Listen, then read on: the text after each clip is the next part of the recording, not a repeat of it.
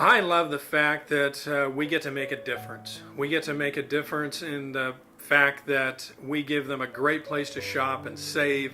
We're family oriented, and we get to take those dollars and that money and not only support our employees but give back and really make a difference in the communities that we're involved in. So ultimately it goes full circle. Those people that spend their dollars get that money back in ways that we can help support them and in their communities.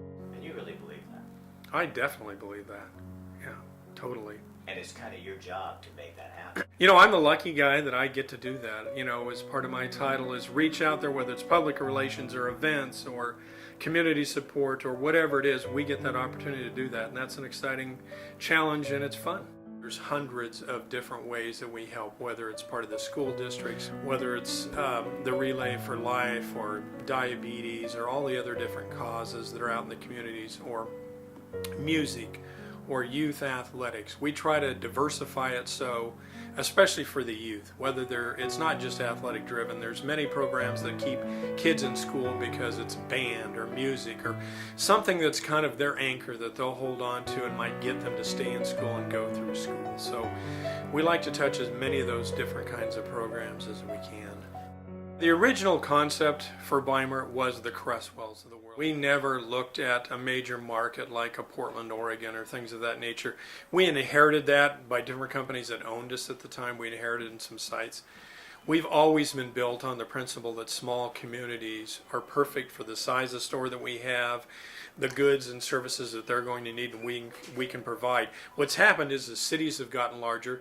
They've got suburban areas that are like smaller cities, and those places we can support just like we can at Creswell, Oregon. We started in Yakima, Washington 55 years ago, and the original version of Bi Mart was a group of business people who got together, opened a store after their normal jobs, and started as a co-op.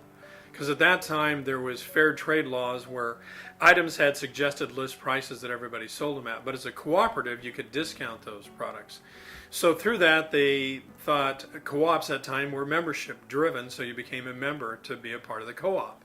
So out of that concept grew the Bi Mart concept, where it was more about the membership than it was the revenue or the price of the membership, because the $5 is never going to generate large sums of money, but it gives a sense of belonging, and it ties you into a store and gives you the opportunity to belong to something and save money. So that's really where the whole concept of membership and why the $5. Actually, when we originally started, it was $2. You're excited about this stuff, aren't you?